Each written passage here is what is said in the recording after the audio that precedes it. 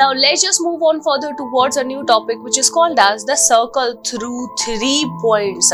So in the previous classes we have already studied that the 2 points are sufficient enough to determine a particular line. That is we can say that the 2 points are enough to form a particular line. Now if we are just talking about the circle, then what can we say about the circle? So the question that arises over here is that how many points are sufficient to determine a circle. So let us suppose if I am just taking a single particular point. If I'm just taking a single point, then let's just see how many circles can pass through that particular point. So as I can see over here, if I'm just taking a single particular point, so there are infinitely many circles that can be drawn that should pass through this particular point P. Now let us suppose if I'll perform the same activity and I'm just taking the 2 points and I'm again just saying that how many circles can pass through those 2 points, then again I can see that if I'm just taking any 2 points P and Q over here, so these are the many circles that are actually passing through these 2 points in such a manner. Now again, let us suppose if I am again asking a question that can you draw a circle that pass through 3 collinear, first of all, let us suppose 3 collinear points. So if I'm just talking about the 3 collinear points, it means that they are lying on a same straight line. So if I'll draw a particular circle from these 3 collinear points, then I can see that the circles who formed should be like of this form, such that one point should either be outside the circle or should either be inside the circle, but it may pass exactly only through 2 points but not 3, because the third point would either be outside or either be inside. So let us suppose if I'll just perform this activity for the 3 non-collinear points. So if I'll perform this activity for the 3 non-collinear points, then I can see over here that if we have 3 non-collinear points which are nothing but of this form, as you can see, then there is one and only one circle that can pass through these 3 non-collinear points, which is nothing but of this type, which actually leads us towards a very important theorem which says that there is one and only one circle passing through 3 given non-collinear points. Now we have to prove this thing that there is one and only one circle that is passing through 3 given non-collinear points. So let us suppose if I'm just talking about the activity, or we can say that let us suppose if I'm just proving this theorem by just taking any 3 non-collinear points. So let us suppose if we have the 3 non-collinear points as nothing but P. Let us suppose if I'm just taking it as P. Let us suppose if I'm just taking it as Q, and again I'm taking the third point should be like R. So as you can see, they are nothing but 3 non-collinear points. Let us suppose if I'm joining these 3 non-collinear points together. These are my 3 non-collinear points.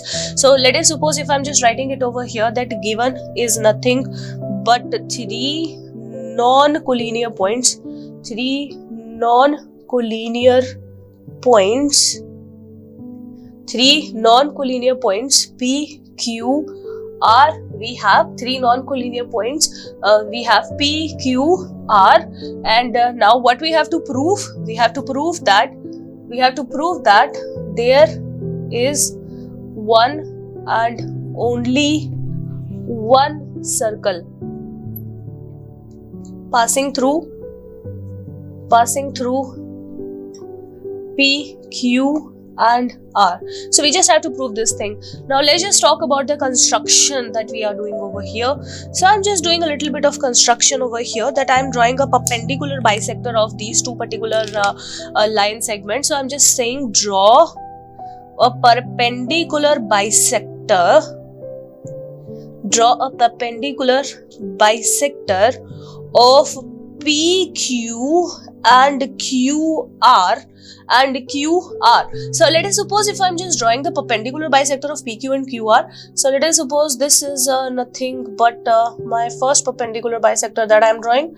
So let us suppose this is my first perpendicular bisector that I am drawing for this. This is my first perpendicular bisector, and in the same way I'm just drawing the perpendicular bisector for the QR as well. So let us suppose this is my perpendicular bisector. This is the second perpendicular bisector, and let us suppose if I'm calling it as AN and BM. Let us suppose this is AN and this is BM. So this is the perpendicular bisector 90 degree. This is the perpendicular bisector. So obviously this is nothing but 90 degree. Draw perpendicular bisector of this as AN and BM such that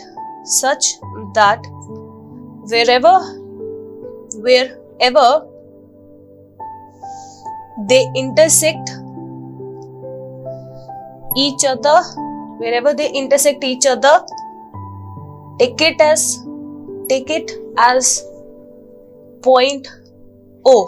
So I'm just taking it as nothing but a point O. Let us suppose if I'm just taking it as nothing but a point O.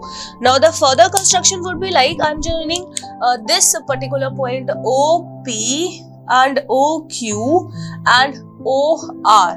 Now again join OP, OQ and OR. So this is exactly what the construction that I needed in order to prove that there is only one and one circle that is passing through PQR. Now let's just start the proof of this theorem. So first of all, if I'm just starting with the proof, so let's just start with the proof of this theorem. So since we can see that obviously PQ is not parallel to QR, PQ is not parallel to QR. Obviously we can see over here that this side is definitely not parallel to this one, and furthermore we can say that the perpendicular bisector are not parallel to each other as they are also intersecting each other at the particular point O.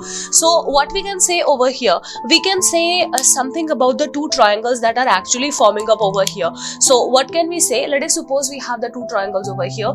In triangle, let us suppose if I'm calling this point of intersection as nothing but let us suppose if I'm taking it as T, and let us suppose if I'm taking it as nothing but W. Let us suppose this point of intersection is W and this point of intersection is T. So in triangle OTP and triangle OTQ. So first of all, I'm just taking only these two triangles. So what can we say about these two triangles? Let us suppose we are starting with the very first thing, that OT is equal to OT is nothing but common thing. It is nothing but common. OT is equal to OT.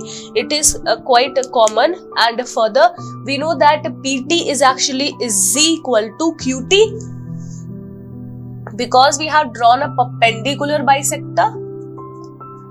Perpendicular bisector bisects the PQ, bisects the PQ. So if it has bisected the PQ, it means that this side was actually equal to this side, and moreover this side was actually equal to this side. So PT is equal to QT, and furthermore what can we say further? We can say that the angle OTP is equal to the angle OTQ. Why so? Because each is nothing but 90 degree. So by SAS congruency criteria, we can say that OTP is congruent to triangle OTQ by SAS congruency criteria, and if they are congruent to each other, then further we can say that OP is nothing but is equal to OQ by CPCT. Now further, in the similar manner, similarly I can prove that the triangle OWQ is congruent to triangle OWQ should be congruent to the triangle OWR, which will definitely implies OQ should be equal to OR by CPCT. In the same manner, I can just prove this thing. So let us suppose if I am calling this as equation number 1, I am calling this as nothing but equation number 2. So what we can say from 1 and 2, we can say that OP is equal to OQ, which is equal to OR. So let if we are supposing we are supposing OP is equal to OQ is equal to OR as nothing but is equal to R, which is nothing but as the radius of the circle, as nothing but the radius of the circle. Let us suppose if I'm just taking it as R, I'm taking it as R, I'm taking it as R. I'm considering them as nothing but the radius of the circle, and O being the center, O being the center of the circle. So if I'll draw a circle, and O being the center of the circle, then a circle will pass through P, Q and R such that these points are concyclic. These points are concyclic. So if I'll try to form a particular circle over here, if I'll try to form a particular circle which is passing through these 3 points, let us suppose if I'm just trying to form up a circle over here, let us suppose if I'm just trying to form a circle over here, it should be a circle of such kind of a formation, because I'm just forming up a circle which is passing through the PQR point. So as you can see, if I'm just drawing a circle which is nothing but of this type such that it is passing through the point PQR, then this is nothing but the circle that we are getting, which is exactly passing through 3 points such that the 3 points are coming out to be concyclic. Now I just wanted to prove over here that this is only the circle that is passing through it. So let us suppose if I'm again drawing another circle. So let us suppose if I'm just trying to draw another circle over here, let us suppose if I'm just drawing another circle over here, let if, okay, so consider this blue circle as the circle that I am getting right now, and this dotted circle as the circle that is another circle that I am taking over here. So let us suppose this is the another circle, the dotted one is nothing but the another circle that I am taking, and let us suppose for that another circle I am just taking another center which is nothing but O dash. Let us suppose over here somewhere, over here, let us suppose, or let us suppose if I'm just forming up again a figure for this one, for the dotted circle. Let us suppose if I'm again forming a circle for the dotted circle. So let if this point was P, let if this point was Q, let if this point was R. So these were actually joined together with this particular center, with the previous center, with the center of the circle that I have taken as a solid one. So let us suppose if I'm just taking the center of this dotted circle at any other point O dash, let us suppose this is nothing but the center of this circle which is nothing but O dash, and let us suppose if I'm joining it with the OP and I'm taking it as nothing but R dash, I'm taking this as nothing but R dash. Let us suppose if I'm just taking it as nothing but R dash. Okay, so this is nothing but R dash I am considering. So let us suppose we are just taking, so let if we are taking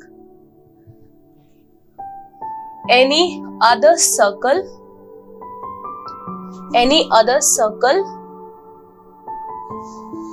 passing through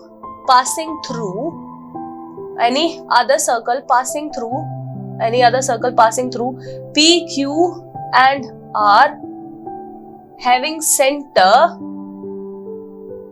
at O dash, having center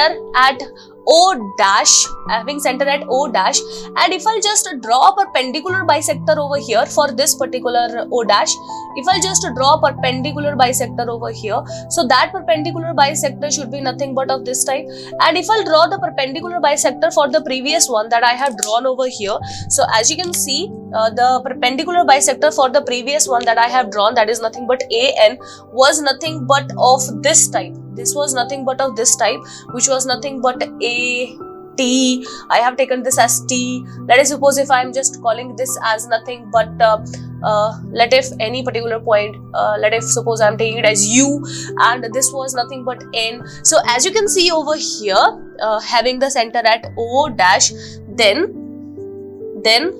the perpendicular bisector, then the perpendicular bisector of PQ from the center O dash will be of the form, let us suppose if I am just calling it as nothing but VU, then the perpendicular bisector from the center O dash will be UV, or will be VU, would be VU. Now you can see over here that we are just talking about the perpendicular bisector of PQ. So it implies that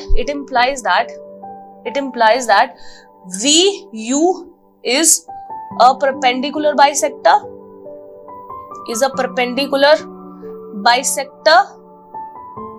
of PQ, and AN is also a perpendicular bisector,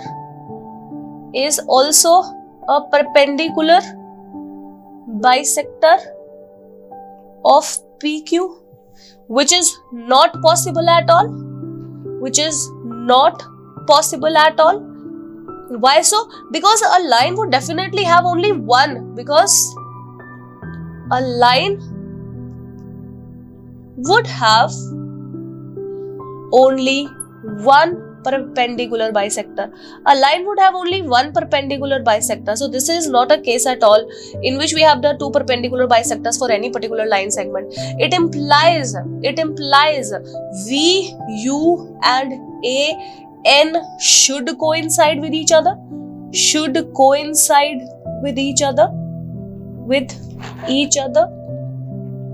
which implies O and O dash are coinciding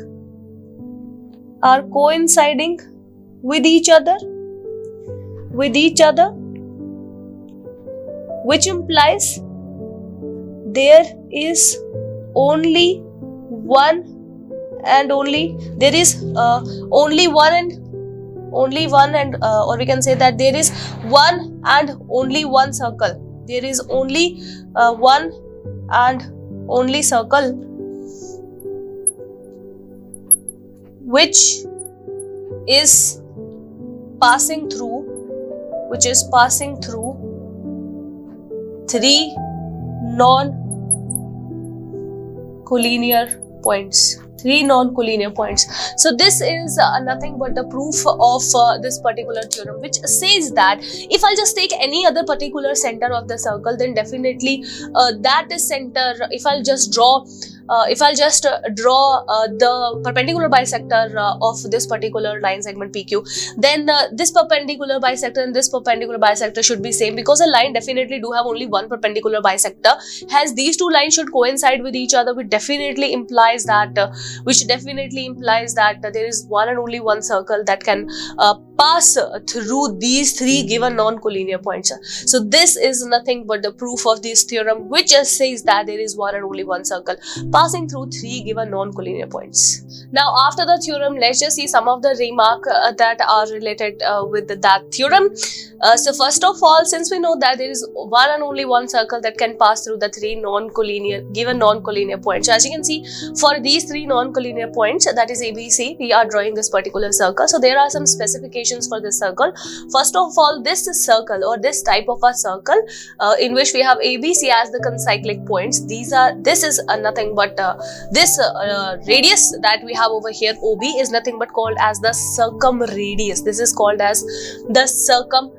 radius. Furthermore, this circle is called as the circumcircle of the triangle ABC. This is circumcircle, a circle which do have a triangle in between. This is called as the circumcircle of the triangle ABC. And what about the center? The center is called as the circumcenter. The center of the circle is called as the circumcenter. So whenever we have such type of a figure, so always remember the circle is called as the circumcircle of the triangle ABC. The radius is called as the circumradius and the center is called as the circumcenter. So this is all about the circle that is passing through 3 points.